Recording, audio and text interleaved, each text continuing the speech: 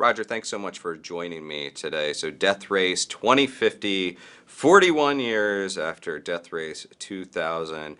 What makes this film so relevant and worthy of a reboot, a remake, a sequel, a requel? I sold the remake rights to Universal, and they've done it, I think, 4 times, and they've continued with the concept of how fast the drivers could go and how they could attack the other drivers and knock them off the road, but they dropped the killing of the pedestrians. And I'd always wondered about that, and so I called Universal. I talked to Glenn Ross and several other people and said what made the picture unique was the killing of the pedestrians. And Glenn said, "Come on in and let us talk." And he said, "Would you like to make the next version and put back the killing of the pedestrians?" And here we are. Our racers are scored on total time and combined pedestrian fatalities, with 10 points for an adult, double that for a child, and a whopping 50 points for the senior set. What are some inspirations that you drew from as far as updating this, as seeing, Tammy the terrorist out there? Did you see a TV show where you're like, okay, we need to bring in a character like that? Well, I felt the main thing to do was to hang on to the general idea of the race, but say what would happen now or in 2050, what would change? And I thought there's certain technical things like virtual reality and so forth that would change, but the character of the drivers would change. And I started thinking about what's going on in the world today.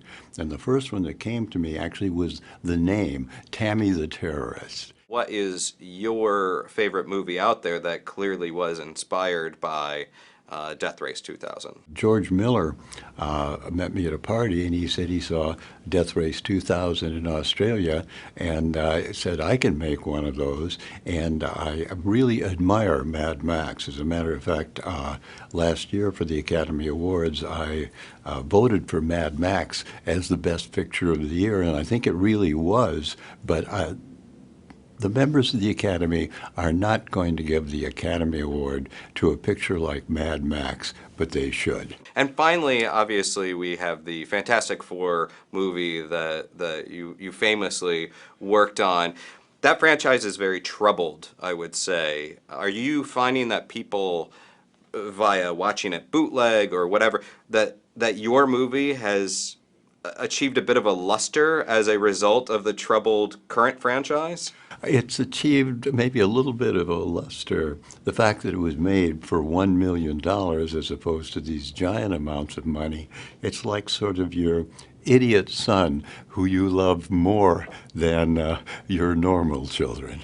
When people say Death Race, they think of Death Race 2000 a lot of times, and there might be different reactions to that.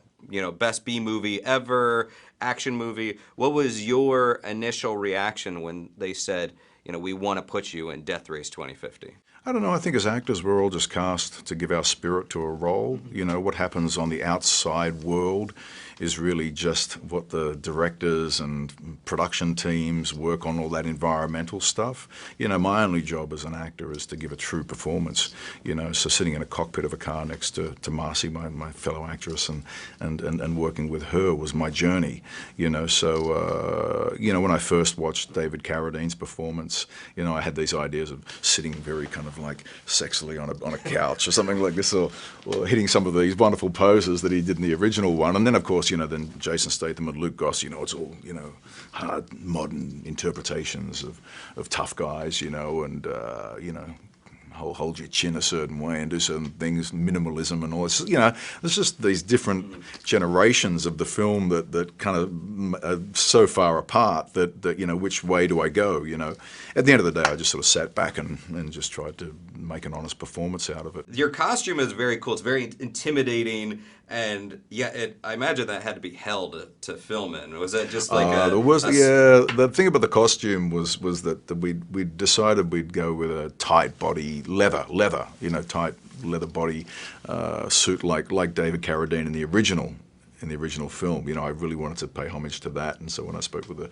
wardrobe department, we said we'll go with the tight leather body, and it was 110 degrees, like plus, when we were filming in Lima, and then in the studio it was even worse, and they don't have air-conditioned studios down there, so you know, it was really a sweat box, and it was kind of like one of those choices where you go, you know, maybe I should have just worn a pair of board shorts or something. But you know, it was the right choice for the character, wrong choice for the environment. Yeah.